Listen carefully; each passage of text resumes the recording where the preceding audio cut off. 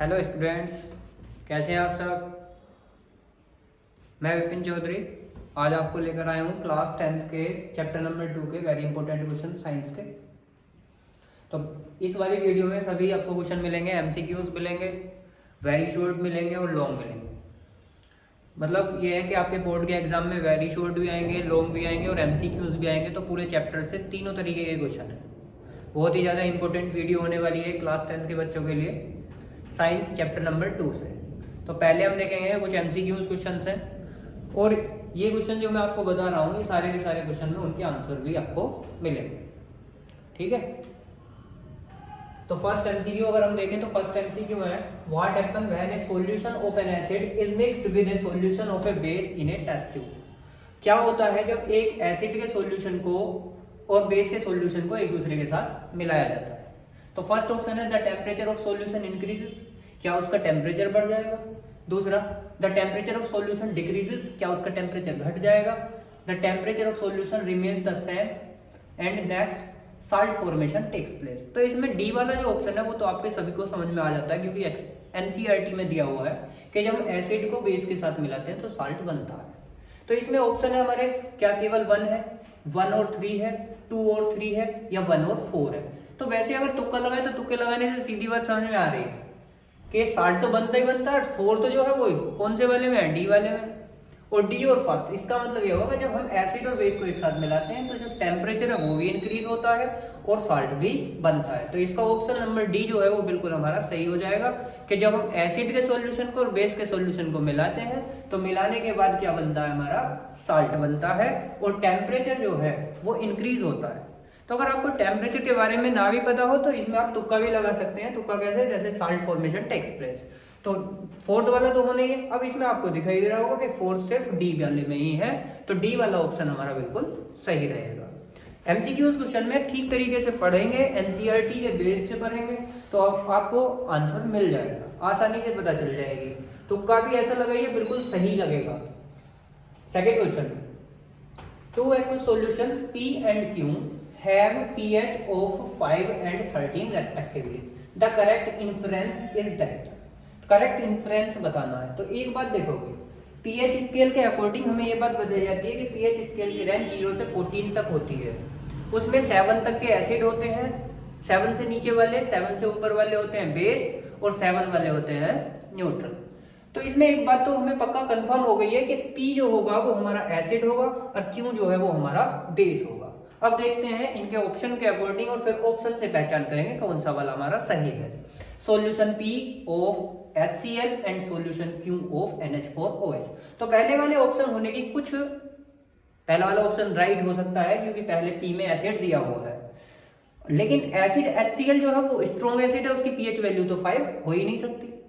उसके बाद हम देखेंगे solution P is of CH3COOH and solution Q is of CaOH का होल ट्वाइस, कैल्शियम हाइड्रोक्साइड। फिर ऑप्शन नंबर सी देखेंगे, solution P is of HNO3 and solution Q is of NHO4। उसके बाद है solution P of CH3COOH and solution Q of NaOH। तो भाई CaOH का whole twice और NH4OH जो है ये बिल्कुल स्ट्रॉन्ग बेस नहीं है।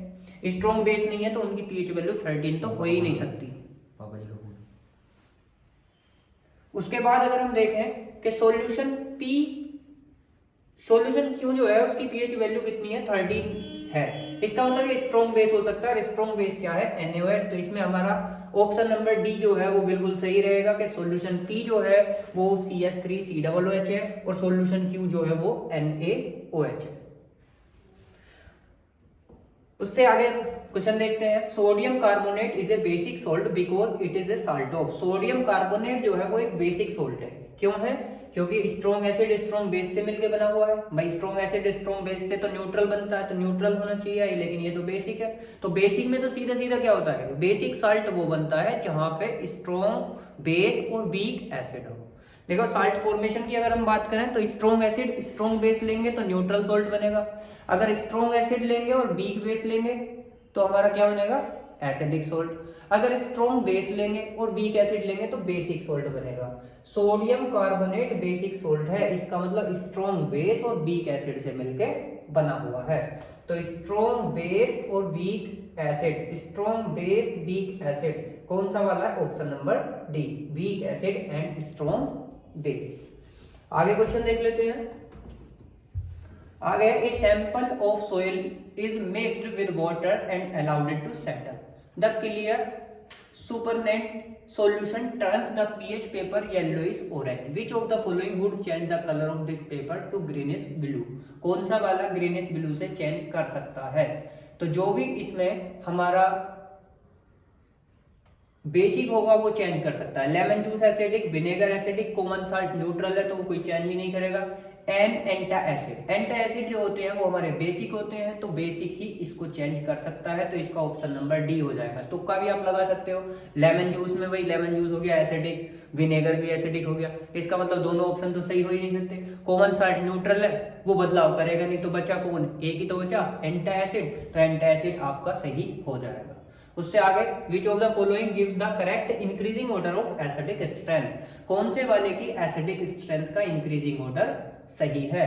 तो हमें एक बात जरूर बताई जाती है कि हाइड्रोक्लोरिक एसिड जो होता है वो सबसे ज्यादा स्ट्रॉन्ग एसिड होता है। तो इसमें हाइड्रोक्लोरिक एसिड जो है उसके दो ऑप्शन है, ए और सी। तो हमारा आंसर या तो ए हो सकता है या फिर सी हो सकता है।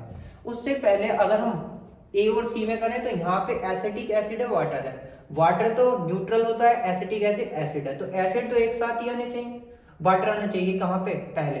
तो वाटर, एसिटिक एसिड और हाइड्रोक्लोरिक एसिड, ये वाला हमारा ऑप्शन इसका बिल्कुल सही रहेगा।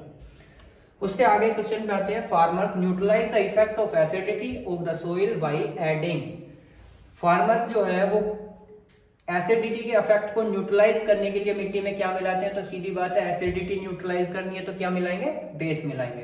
तो इसमें फर्स्ट ऑप्शन है सिलेट लाइम, सेकंड है जिप्सम, थर्ड है कॉस्टिक सोडा और फोर्थ है बेकिंग सोडा। तो इसका ऑप्शन जो हो जाएगा वो हो जाएगा हमारा सिलेट लाइम। सिलेट लाइम मिलाएंगे जिसका फॉर्मूला होता है CaOH का होल ट्वाइस। आगे, one of the constituents of baking powder is sodium hydrogen carbonate, the other constituents is. Baking soda को बनाने के लिए एक सोडियम हाइड्रोजन कार्बोनेट का प्रयोग होता है, तो दूसरा किसका होता है? हाइड्रोक्लोरिक एसिड का, टार्ट्रिक एसिड का, एसिटिक एसिड का, सल्फ्यूरिक एसिड का। तो मैं आपको बता दूं जो सोडियम हाइड्रोजन कार्बोनेट है उसमें एक तो बेकिंग पाउडर मिलाया जाता है और एक टार्ट्रिक एसिड मिलाया जाता है, तो इसका ऑप्शन जो है वो टार्ट्रिक एसिड जो है वो बिल्कुल सही हो जाएगा। नेक्स्ट क्वेश्चन है, increase in the OH minus ion concentration leads to, OH minus ion concentration increase करना है तो क्या होगा उससे? An increase in pH of solution. देखो सीधी बात ये है, OH माइनस आयन बढ़ाने हैं मतलब कि बेसिक कैरेक्टर बढ़ाना है, और बेसिक कैरेक्टर जब बढ़ता है जब हमारी pH वैल्यू बढ़ती है, क्योंकि आपने सुना होगा 7 से ऊपर और 14 तक जो है वो सारे बेस होते हैं और स्ट्रॉन्ग बेस वो होता है जो 14 है। तो जिसकी pH वैल्यू ज्यादा है वो ही स्ट्रॉन्ग बेस होगा, और जो स्ट्रॉन्ग बेस होगा उसके अंदर ही OH माइनस आयन ज्यादा रहेंगे। तो यहाँ पे क्या कह रहे हैं कि OH माइनस आयन कंसंट्रेशन बढ़ाना है, तो OH माइनस आयन कंसंट्रेशन बढ़ाना है, तो OH माइनस आयन कंसंट्रेशन बढ़ाने के लिए pH वैल्यू हमें 100% इंक्रीज करनी पड़ेगी, क्योंकि अगर pH वैल्यू हम अगर डिक्रीज करेंगे तो OH माइनस आयन घटेंगे। तो इसका ऑप्शन नंबर ए ही सही हो जाएगा, an increase in pH of solution. Next question है, the pH of 3 solutions x, y, z is 6, 4 और 8, which of the following is a correct order of acidic strength. Acidic strength का बताना भी देखो, एक तो 6 वाला एसिडिक है, 4 वाला एसिडिक है, 8 वाला तो बेसिक होगा। इसका मतलब ये हुआ कि एसिडिक स्ट्रेंथ आपने सुना होगा कि 7 तक सारे एसिड होते हैं, जिसकी pH वैल्यू ज्यादा होती है वो कम एसिडिक होता है। तो 4 और 6 दोनों ही एसिडिक हैं, लेकिन 6 की pH वैल्यू ज्यादा है, 6 की pH वैल्यू ज्यादा है तो उसकी एसिडिक स्ट्रेंथ क्या रहेगी? कम रहेगी। तो इसमें 4 वाला सबसे ज्यादा एसिडिक हुआ, और 4 वाला कौन सा है? Y। तो Y सबसे ज्यादा एसिडिक हुआ, तो Y वाला कौन सा वाला ऑप्शन हमारा सही बैठ रहा है? Y वाला ऑप्शन बैठ रहा है हमारा सही, C वाला। तो हमने एक की पहचान कर ली कि सबसे ज्यादा एसिडिक कौन है, जिसकी pH वैल्यू सबसे कम 4, और 4 किसका है? Y का, तो Y वाला कौन से ऑप्शन में आ रहा? C में, तो ऑप्शन नंबर C हमारा बिल्कुल सही हो जाएगा। MCQ और देख लेते हैं। To protect tooth decay, one is advise to brush the teeth regularly, the ingredient of paste which checks tooth decay is.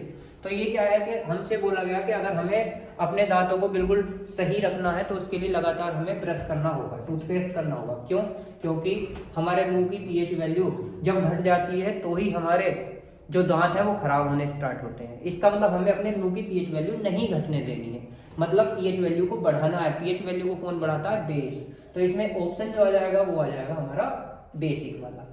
उससे आगे हमारा लास्ट एमसीक्यू क्वेश्चन है, match the chemical substance gives in column A और column B में दिए हुए हैं, उनको मैच करना है। तो ब्लीचिंग पाउडर का प्रयोग कहाँ पे किया जाता है? Preparation of glass, production of H2NCl2, decolourisation या एंटासिड। तो बेकिंग पाउडर का प्रयोग डीकलराइजेशन के, ब्लीचिंग पाउडर का प्रयोग डीकलराइजेशन के लिए किया जाता है, क्योंकि H2Cl2 कहाँ पे बनते हैं? जहाँ पे कास्टिक सोडा बनता है। ठीक है, तो baking soda option number B. भाई इसका ब्लीचिंग पाउडर का तो आपको अब पता चल गई होगी कि ब्लीचिंग पाउडर का तो हो गया हमारा डीकलराइजेशन। इसका मतलब पहले वाला तीसरे से है, तो आप इसमें देख लोगे पहले वाले में तीसरा कौन से है। तो पहले वाले में तीसरा जो है दूसरे वाले में है और तीसरे वाले में। अब हमारा कंफ्यूजन बढ़ गया कि हम या तो हमारा आंसर दूसरा सही होगा या फिर तीसरा सही होगा। तो इसमें एक और हम देख लेंगे कि वॉशिंग सोडा जो होता है उस वॉशिंग सोडा का प्रयोग किया जाता है ग्लास बनाने के लिए। तो वॉशिंग सोडा का प्रयोग किया जाता है ग्लास बनाने के लिए। तो एनसीईआरटी की बुक के अकॉर्डिंग हमें दिया गया है use of washing soda preparation of glass. तो ये सी वाला जो होगा, ये सी वाला हमारा किस पे मिलेगा? प्रिपरेशन ऑफ ग्लास पर। और ये ब्लीचिंग पाउडर जो है कहाँ मिलेगा? डीकलराइजेशन पे। तो अब हम यहाँ पे देख सकते हैं कि पहले वाले का थर्ड और तीसरे वाले का फर्स्ट कौन से वाले में है? पहले वाले का थर्ड और तीसरे वाले का कौन सा है? तीसरे वाले का फर्स्ट। अब पहले वाले का थर्ड और तीसरे वाले का फर्स्ट किस में आ रहा है? पहले वाले का थर्ड, तीसरे वाले का फर्स्ट, ऑप्शन नंबर सी। तो हमारा ऑप्शन नंबर सी बिल्कुल सही हो जाएगा। अब हम बाकी आगे क्वेश्चन देख लेते हैं, यही हमारे एमसीक्यूज है।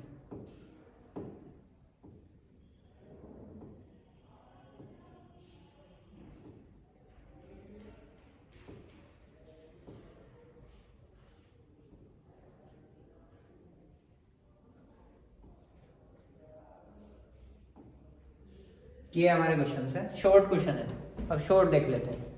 तो शॉर्ट में पहला क्वेश्चन है, give the name and formula of, आपको नाम बताना है और फॉर्मूला बताना है। 2 मोनो बेसिक एसिड का और 2 वीक डाई बेसिक एसिड का। तो पहले वाले का आंसर ये हो जाएगा, जो हमें मोनो बेसिक एसिड लिखने हैं वो भी स्ट्रॉन्ग। तो स्ट्रॉन्ग मोनो बेसिक एसिड है हाइड्रोक्लोरिक एसिड और नाइट्रिक एसिड। जो हमारे वीक डाई बेसिक एसिड है वो है कार्बोनिक एसिड और ऑक्जेलिक एसिड। इनके फॉर्मूले भी आपके लिखे हुए हैं। उससे आगे वाला क्वेश्चन है, the pH of an aqueous solution decreases from 3 to 2। Aqueous solution की पीएच वैल्यू घटती है 3 से 2। What will happen to the nature of solution. तो सॉल्यूशन का नेचर क्या होगा? एसिडिक। अगर पीएच वैल्यू घटेगी तो एसिडिक कैरेक्टर क्या हो जाएगा? इंक्रीज हो जाएगा। तो सीधा सीधा इसमें क्या बताओगे आप? नेचर जो होगा एसिडिक कैरेक्टर इंक्रीज हो जाएगा, क्योंकि पीएच वैल्यू जिसकी कम है उसका एसिडिक कैरेक्टर ज्यादा। 3 से 2 हुआ, इसका मतलब क्या हुआ? पीएच वैल्यू घटी। पीएच वैल्यू घटेगी तो एसिडिक कैरेक्टर जो है वो इंक्रीज हो जाएगा। उससे आगे क्वेश्चन है, What happened to the crystal of washing soda when exposed to air? Washing soda के क्रिस्टल का क्या होता है जब वो एक्सपोज होते हैं एयर में? तो जब वॉशिंग सोडा के क्रिस्टल को हम एक्सपोज करेंगे एयर में तो वो वॉशिंग सोडा का फॉर्मूला होता है Na2CO3 10H2। तो उसमें से 9 वाटर मॉलिक्यूल जो है वो इवापोरेट होके उड़ जाते हैं, तो बच जाता है Na2CO3 और H2O। तो अगर आपसे बोला जाए जब एयर में उसे एक्सपोज करेंगे तो क्या होगा, तो 9 वाटर मॉलिक्यूल उसमें से घट जाएंगे, Na2CO3 10H2O से Na2CO3 H2O बन जाएगा। नेक्स्ट क्वेश्चन है हमारा, what is the chemical name and chemical formula of baking soda. Baking soda का केमिकल नेम बताना है और केमिकल फॉर्मूला बताना। तो बेकिंग सोडा का केमिकल नेम होता है सोडियम हाइड्रोजन कार्बोनेट और फॉर्मूला होता है NaHCO3। ठीक है। नेक्स्ट क्वेश्चन है, when a few drops of phenolphthalein indicator were added to the solution of some compound A, the solution become pink, what does it indicate. जब आप phenolphthalein indicator की एक कंपाउंड ए के solution में कुछ drop डालते हो तो उसका कलर कैसा हो जाता है? पिंक हो जाता है। तो वो कैसा होगा? तो हमने टेस्ट में एक बात समझी है कि अगर फिनोफैथलीन किसी सॉल्यूशन में डालने के बाद अगर वो पिंक कलर देता है तो फिनोफैथलीन जो होता है वो बेसिक सॉल्यूशन में पिंक कलर देता है। इसका मतलब जो कंपाउंड ए का सॉल्यूशन है वो हमारा कैसा होगा, बेसिक होगा। तो this shows that solution of compound A is of basic nature. तो जिससे हमें ये बात पता चल रही है कि कंपाउंड ए जो है वो हमारा बेसिक है, नेचर है, क्योंकि फिनोफैथलीन बेस के साथ ही पिंक कलर देते हैं। आगे, what will be the color acquired by a basic solution if a few drops of indicator methyl orange are added to it? क्या होता है बेसिक सॉल्यूशन का कलर अगर उसमें हम मिथाइल ऑरेंज डाल दें? तो मिथाइल ऑरेंज बेसिक सॉल्यूशन के साथ येलो कलर देता है। मिथाइल ऑरेंज कैसा कलर देता है बेस के साथ? येलो। फिनोफैथलीन कैसा देता है? पिंक। बिल्कुल याद रखना है। और जो लिटमस पेपर पे क्या होता है कि एसिड जो होते हैं वो ब्लू से कर देते हैं रेड, और बेस जो होते हैं वो कर देते हैं रेड से ब्लू। तो एक इंडिकेटर से आपसे शॉर्ट क्वेश्चन पूछा जा सकता है, या तो आपसे वो लिटमस पेपर का पूछ सकता है, मिथाइल ऑरेंज का पूछ सकता है, या फिनोफैथलीन का पूछ सकता है, टर्मरिक का पूछ सकता है, चाइना रोज का। तो ये 5 के 5 आपको याद रखने हैं कि एसिड के साथ ये कैसा कलर शो करते हैं, बेस के साथ कैसा कलर शो करते हैं। ठीक है, तो आगे वाला क्वेश्चन आता है, which one of these has the higher concentration of H+ ion? कौन से वाले के अंदर H+ आयन ज्यादा है? 1MHCl। M का मतलब होता है मोलरिटी। अब मोलरिटी का मतलब होता है number of moles of solute dissolve in the given volume of solution in litre. तो 1 मोल ऑफ HCl में ज्यादा होंगे, या 1 मोलरिटी ऑफ HCl में, या 1 मोलरिटी ऑफ एसिटिक एसिड में H+ आयन ज्यादा होते हैं। तो आप एक बार बताओगे कि अगर हम HCl की बात करें तो HCl जो है वो स्ट्रॉन्ग एसिड है, CH3COOH जो है वो वीक एसिड है। जो स्ट्रॉन्ग एसिड होता है उसके अंदर ही H+ आयन ज्यादा होते हैं। तो 1MHCl ज्यादा H+ आयन कंसंट्रेशन रखेगा 1MCH3COOH की अपेक्षा। नेक्स्ट क्वेश्चन है, which bases are called alkali? Give an example of alkali. कौन से वाले बेस एल्कली होते हैं? वो बेस जो वाटर में सोल्यूबल हो जाते हैं, वो बेस जो पानी में आसानी से घुल जाएं, ऐसे वाले बेस को हम क्या बोलते हैं? एल्कली। तो water soluble bases are called alkali. जैसे एग्जांपल के लिए हम ले सकते हैं सोडियम हाइड्रोक्साइड। तो सोडियम हाइड्रोक्साइड जो है वो हमारा एक एग्जांपल होगा एल्कली। नेक्स्ट क्वेश्चन है, name the natural source of each of the following. कौन सा वाला हमारा नेचुरल सोर्स है, मतलब कि कहाँ से हमें वो मिलेंगे? हमें ये बताना है नेचुरल सोर्स का मतलब है ये वाला एसिड कहाँ पे पाया जाता है। जैसे साइट्रिक एसिड, साइट्रिक एसिड कहाँ पे मिलता है? जो हमारे साइट्रस फ्रूट होते हैं उनके अंदर साइट्रिक एसिड पाया जाता है। जैसे लेमन हो गया, ऑरेंज हो गया, तो लेमन और ऑरेंज के अंदर पाया जाएगा साइट्रिक एसिड। उसके बाद बात आती है ऑक्जेलिक एसिड। ऑक्जेलिक एसिड पाया जाता है टमाटो में, लैक्टिक एसिड पाया जाता है मिल्क में, टार्ट्रिक एसिड पाया जाता है टैमरिंड में। तो ये हमारी एनसीईआरटी बुक में एक टेबल दी हुई है, उस टेबल में एसिड बता रखे हैं कि किसके अंदर कौन सा वाला एसिड है। उस टेबल को जरूर पढ़ें। बाकी 4 में तो आपको पता ही चल गया होगा कि कौन से में कौन सा एसिड पाया जाता है। ठीक है, write the name and chemical formula of main product formed by heating baking soda.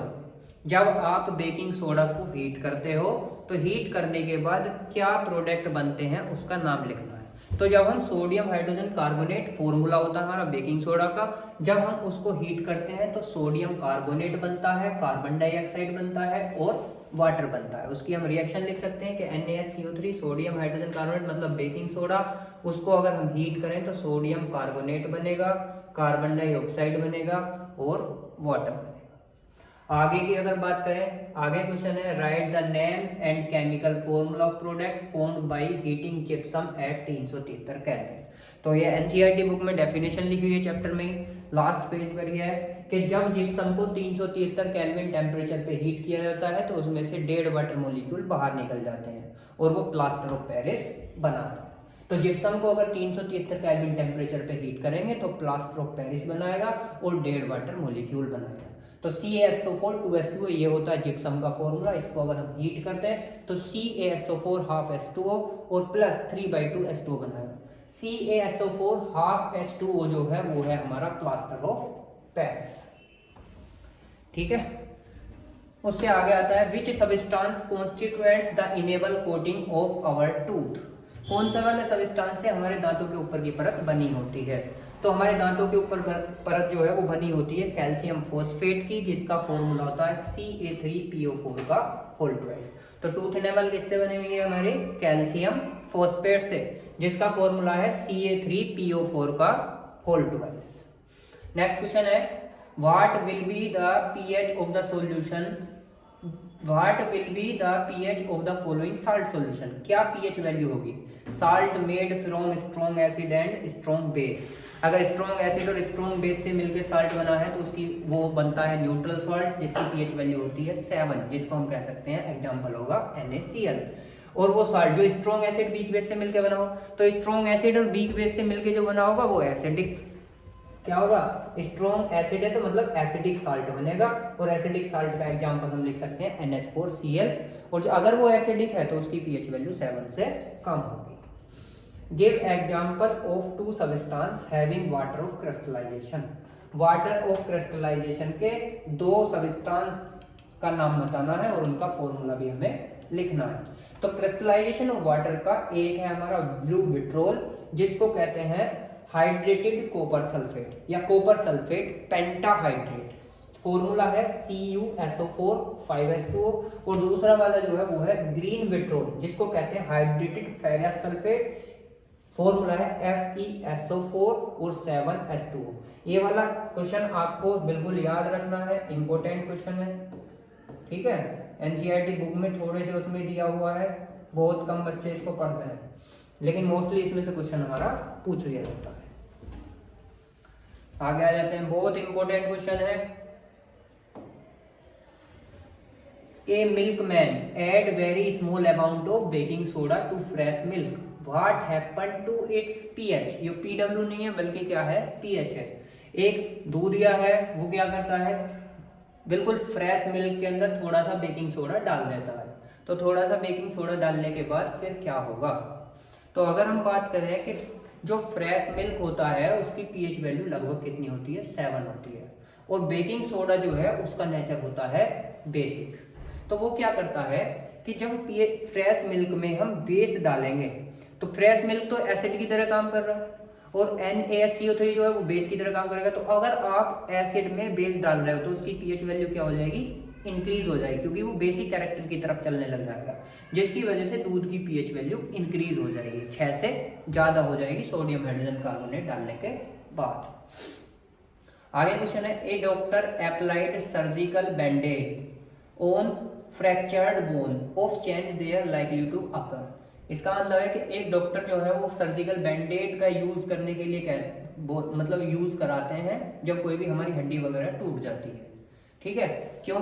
क्योंकि वो सर्जिकल बैंडेज जो होती है वो प्लास्टर ऑफ पेरिस से बनी होती है, और प्लास्टर ऑफ पेरिस का प्रयोग किया जाता है टूटी हुई हड्डी वगैरह को जोड़ने के लिए। जब हम प्लास्टर ऑफ पेरिस के अंदर वाटर मिला देते हैं तो वो एक हार्ड सब्सटेंस बनाता है, जिसको हम क्या बोलते हैं? जिप्सम, ठीक है। और वो हार्ड सब्सटेंस जो होता है वो हमारी हड्डी जो टूटी हुई है उसे जोड़ देता है, ठीक है। नेक्स्ट क्वेश्चन है a chemical compound having smell of chlorine is used to remove yellowness of white cloth in laundries. ये कह रहा है कि एक हमारे पास कंपाउंड है जो क्लोरीन की जैसी स्मेल रखता है, उसका प्रयोग व्हाइट कपड़ों में से येलोइश दूर करने के लिए किया जाता है लॉन्ड्रीज में।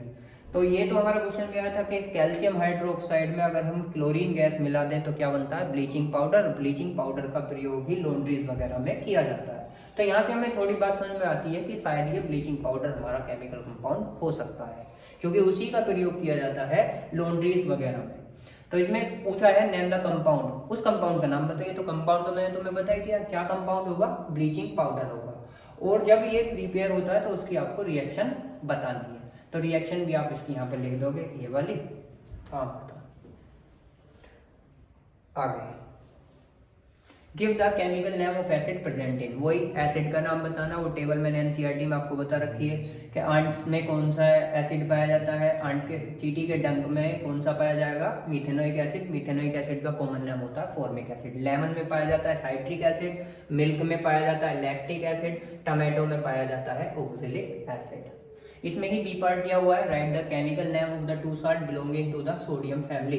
सोडियम की फैमिली से जो भी बिलोंग करते हैं उन साल्ट के नाम बताइए। तो सोडियम की फैमिली से तो हमारा खाने वाला नमक ही बिलोंग करता है, सोडियम क्लोराइड उसका फॉर्मूला होता है। तो एक तो हमारा एग्जाम्पल हो जाएगा NaCl और दूसरा वाला हो जाएगा sodium nitrite NaNO3। Next question देख लेते हैं। नेक्स्ट क्वेश्चन है name the raw materials used in the manufacture of sodium carbonate by Solvay process.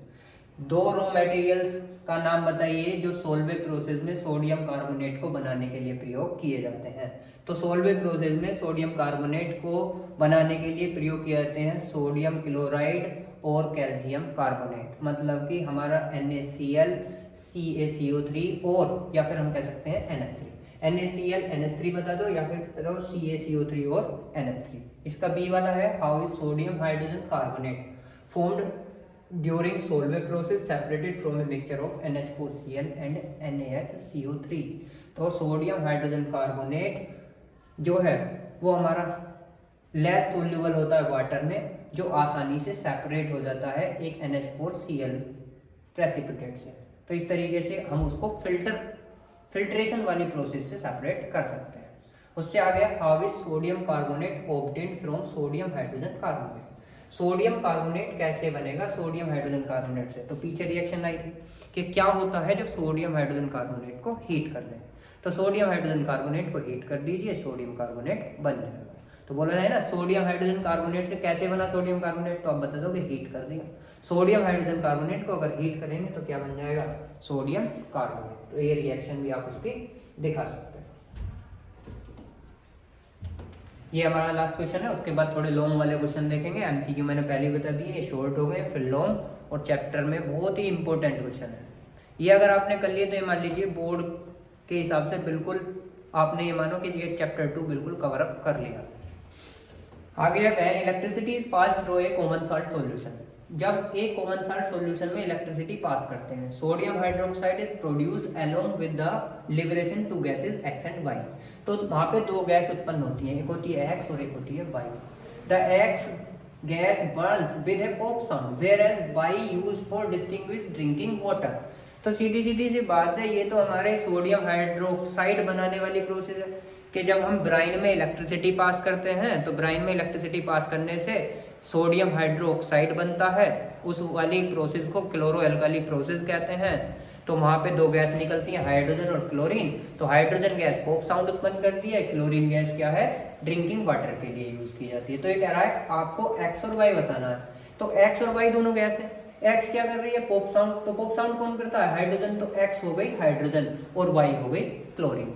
तो X जो है वो हाइड्रोजन गैस है और Y जो है वो क्या है क्लोरीन गैस है। उसके बाद है give the chemical equation for the reaction. इसमें हमें क्या करना है, इसमें हमें रिएक्शन लिखनी है। तो पहले आप NaCl प्लस वाटर कर दो तो ब्राइन बन जाएगा, उसमें इलेक्ट्रिसिटी पास कर दोगे, NaOH बनेगा, H2 बनेगा और Cl2 बनेगा। थर्ड क्वेश्चन है state the reaction of Y with dry slack lime. अगर Y की रिएक्शन ड्राई स्लेक लाइम के साथ करेंगे तो Y क्या है क्लोरीन, स्लेक लाइम हो गया COH। तो क्लोरीन को COH के होल ट्वाइस के साथ मिलाएंगे तो क्या बन जाएगा ब्लीचिंग पाउडर बन जाएगा। ठीक है, तो ये रिएक्शन लास्ट में दिखा दोगे। ड्राई स्लेक लाइम के साथ हम क्लोरीन गैस को मिला रहे हैं, क्या बन रहा है CaOCl2 और CaOCl2 क्या हमारा ब्लीचिंग पाउडर है। अब हम आगे के क्वेश्चन देख लेते हैं।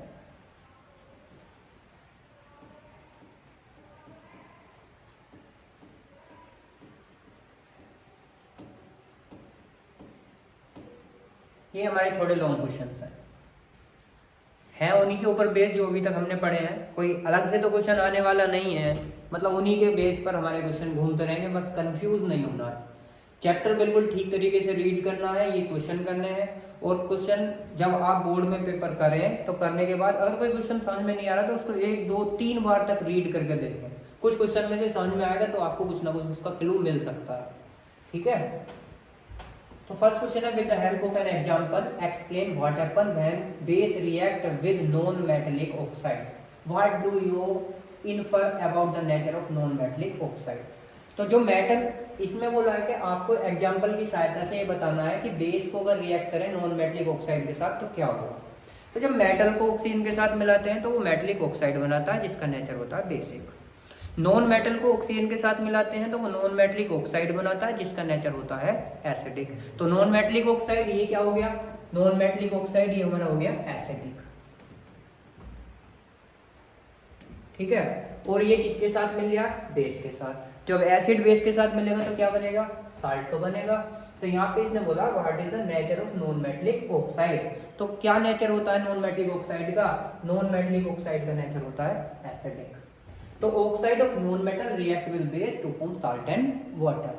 कि जब आप नॉन मेटलिक ऑक्साइड को किसके साथ मिलाओगे, बेस के साथ, तो वहां पे आपको क्या बनेगा, वाटर बनेगा। जैसे एक एग्जांपल हमने लिया कि अगर हम कार्बन डाइऑक्साइड ले लें, कार्बन डाइऑक्साइड क्या है, कार्बन क्या, नॉन मेटल, तो कार्बन डाइऑक्साइड हो गई नॉन मेटलिक ऑक्साइड। उसको हमने किसके साथ मिला दिया, कैल्शियम हाइड्रोक्साइड के साथ। कैल्शियम हाइड्रोक्साइड क्या हमारा बेस है, तो वहां से बनता है कैल्शियम कार्बोनेट और बनता है वाटर, ठीक है। तो यहां से हमें पता चला कि नॉन मेटल ऑक्साइड जो होते हैं वो एसिडिक होते हैं नेचर में। उससे आगे देख लेते हैं, आगे वाला क्वेश्चन है what is observed when carbon dioxide gas is passed through lime water. क्या ऑब्जर्व होता है जब कार्बन डाइऑक्साइड गैस को लाइम वाटर में पास करते हैं। तो कार्बन डाइऑक्साइड को लाइम वाटर में पास करेंगे, जैसे हमने व्हाइट वॉश कर दी, तो आपको बताया गया है जैसे हम व्हाइट वॉश करते हैं तो 2 या 3 दिन के बाद उस दीवार के ऊपर चमक आ जाती है। क्यों आ जाती है, क्योंकि वहां पे वो कैल्शियम कार्बोनेट बन जाता है, लाइमस्टोन बन जाता है। तो उसी के ऊपर ही हमारी रिएक्शन है कि कार्बन डाइऑक्साइड को हम मिला रहे हैं लाइम वाटर के साथ। तो कार्बन डाइऑक्साइड को लाइम वाटर के साथ मिलाएंगे तो क्या ऑब्जर्व करते हैं, हम ऑब्जर्व करते हैं कि वहां पे एक व्हाइट पीपीटी बनता है जिसका नाम होता है कैल्शियम कार्बोनेट। ये रिएक्शन दी हुई है कि CaOH के होल्ड वाइज को कार्बन डाइऑक्साइड के साथ पास करते हैं तो CaCO3 बनता है, जिसको हम क्या कहते हैं, कैल्शियम कार्बोनेट, व्हाइट पीपीटी कह सकते हैं, कह सकते हैं ये हमारा मार्बल है, लाइमस्टोन है। उससे आगे for a short duration, short duration में, for a long duration also write the chemical equation, ठीक है। तो यहाँ पे शॉर्ट ड्यूरेशन में क्या होगा, शॉर्ट ड्यूरेशन में उसका कलर जो है वो कैसा हो जाएगा, मिल्की हो जाएगा, क्योंकि उसमें एक इनसोल्यूबल कैल्शियम कार्बोनेट बनेगा। आगे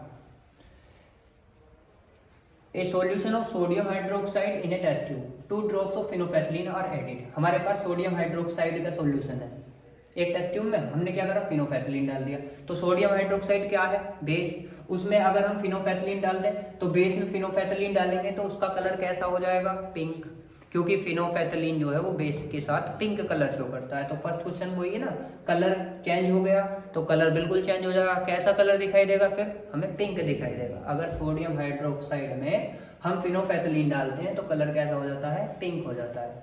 नेक्स्ट है if dilute HCl is added dropwise to the solution what will be the colour change. अगर हम उस सॉल्यूशन में क्या करें, HCl डालें तो उसका कलर कैसा हो जाएगा, तो वो कलर जो हो जाएगा वो हो जाएगा कलरलेस, क्योंकि एसिड के साथ फिनोफेथलीन क्या करता है, कलरलेस शो करता है। तो फिनोफेथलीन सॉल्यूशन में अगर हमने एसिड डाल दिया तो वो कैसा हो जाएगा, कलरलेस। तो ऊपर जो बेस मिला रहे हो तो पिंक हुआ, नीचे एसिड मिला रहे हो तो क्या हुआ, कलरलेस। तो मैंने अभी थोड़ी देर पहले बात बताई है, क्वेश्चन इनमें से ही एसिड के साथ, बेस के साथ कैसा कलर शो करता है, phenolphthalein, methyl orange, litmus paper, turmeric, China rose, सारे के सारे याद कर लेने हैं।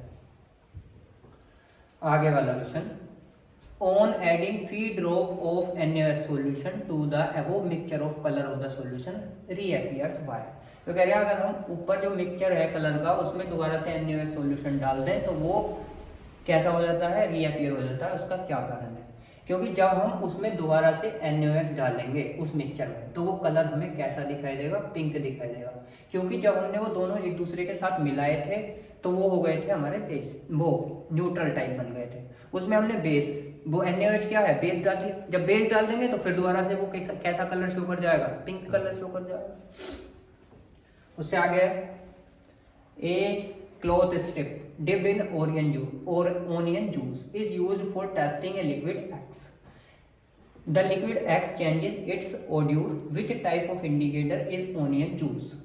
इसमें बोला है कि हम एक क्लॉथ स्ट्रिप डिप करते हैं ओनियन जूस में और उसका प्रयोग करते हैं किसी भी लिक्विड एक्स को टेस्ट करने के लिए। जो लिक्विड एक्स है उसमें चेंज होता है, तो ये बताइए कि वो ओनियन जूस जो है वो कैसा इंडिकेटर है। तो पहले हमें ये बताना है कि ओनियन जूस जो है वो कैसा इंडिकेटर होगा। तो जो ये एक आपने डेफिनेशन पढ़ी होगी, एक तो होते हैं नेचुरल इंडिकेटर, एक होते हैं सिंथेटिक इंडिकेटर, और एक होते हैं हमारे ओल्फैक्टरी इंडिकेटर। तो जो ये हमारा ओनियन जूस है ना, ओनियन, वेनिला, क्लोव, एग्जांपल आपने पढ़ा होंगे ओल्फैक्टरी इंडिकेटर के होते हैं। तो ओनियन जूस जो होगा वो हमारा हो जाएगा ओल्फैक्टरी इंडिकेटर, और वही ओड्यूर में बदलाव करते हैं। उसके बाद है the liquid x turns blue red. Liquid x जो है वो टर्न कर देता है ब्लू को रेड, मतलब ब्लू से क्या बन गया, रेड। तो ब्लू लिटमस से को रेड कौन करता है, एसिड करता है। इसका मतलब लिक्विड एक्स कैसा होगा, शायद एसिड। तो आगे क्या पूछा है, आगे उसने बोला है will show the reaction with following. Zinc के साथ उसकी रिएक्शन दिखानी है, सोडियम कार्बोनेट के साथ रिएक्शन दिखानी है। तो भाई जिंक के साथ मिलाओगे तो ये बात तो कंफर्म हो गई, अगर वो ब्लू से क्या कर रहा है, ऐड कर रहा है, तो वो एसिड होगा। तो हम क्या करेंगे, एसिड को जिंक के साथ मिलाएंगे तो बताएंगे वहां पे ZnSO4 बनेगा और प्लस हाइड्रोजन गैस बनेगी।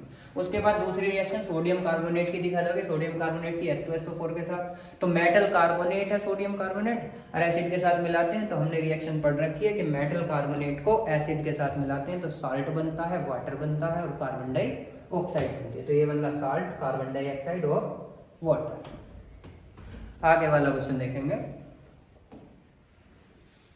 आगे क्वेश्चन है write the chemical name and formula of marble. Marble का केमिकल नेम क्या है, मार्बल का केमिकल नेम है कैल्शियम कार्बोनेट, फॉर्मूला है CaCO3।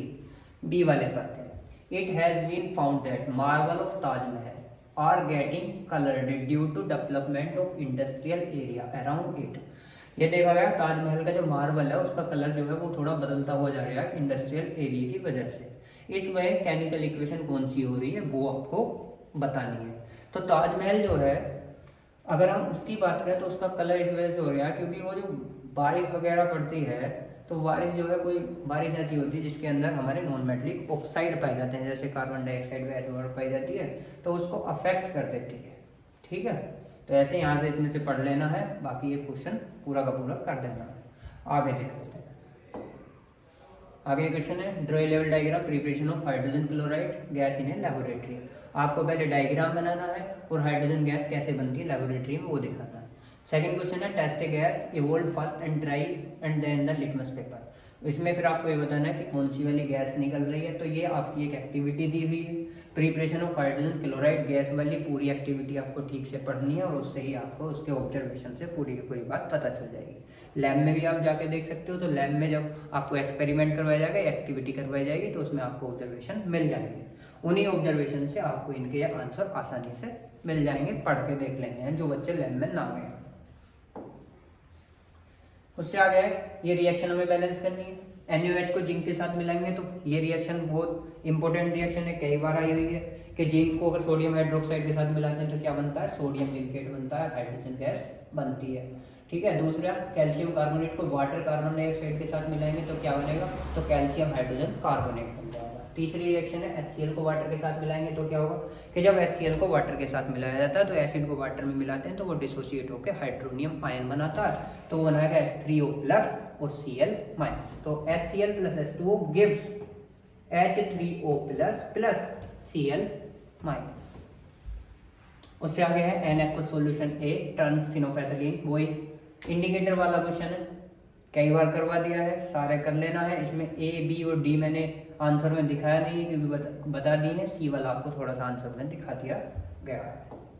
ठीक है, ये आगे एक और एक्टिविटी दी हुई है HCl और CH3COOH में से कौन सा वाला वीक एसिड है और क्यों है, ये एग्जाम्पल के अकॉर्डिंग आपको दिखाना। आपको ये बात तो पता होगी कि हाइड्रोक्लोरिक एसिड जो है वो स्ट्रॉन्ग है, क्यों है, क्योंकि जब हाइड्रोक्लोरिक एसिड में हम वाटर मिलाते हैं तो वो H प्लस आयन ज्यादा रिलीज करता है CH3COOH की अपेक्षा।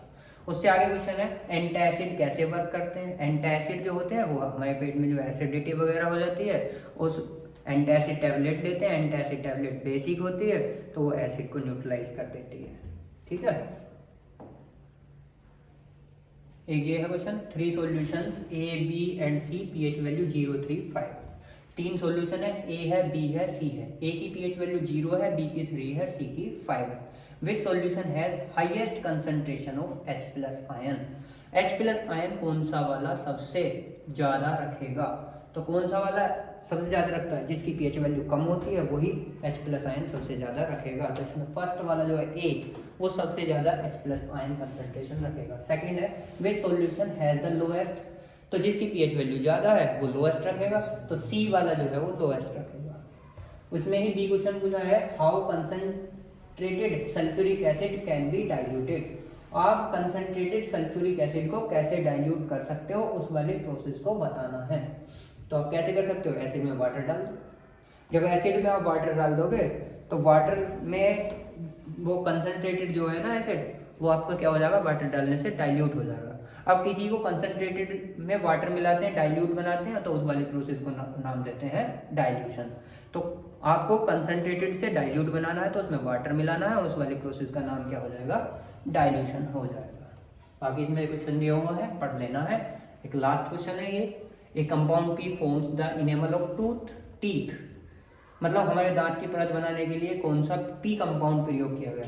तो पी कंपाउंड तो पता होगा क्या होगा, कैल्शियम फॉस्फेट होगा, टूथ इनेमल के लिए यूज किया जाता है। तो हमें पहले जब पता चल जाए कि पी कंपाउंड क्या है तो सीधा सीधा हमने लिख दिया पी कंपाउंड जो है वो कैल्शियम फॉस्फेट है। फिर उसकी रिएक्शन बता देनी है। दांतों में हम ब्रश वगैरह करते हैं, कोलगेट करते हैं, क्योंकि वो बेसिक है, क्योंकि अगर हमारे मुंह की पीएच वैल्यू घट जाएगी तो वहाँ पे बैक्टीरिया वगैरह हमारे दांत खराब करने स्टार्ट कर देंगे। तो ये सारे क्वेश्चंस आपको देखने हैं, वेरी इंपॉर्टेंट क्वेश्चन है।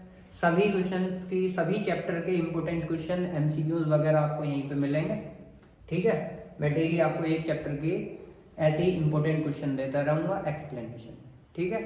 Thank you.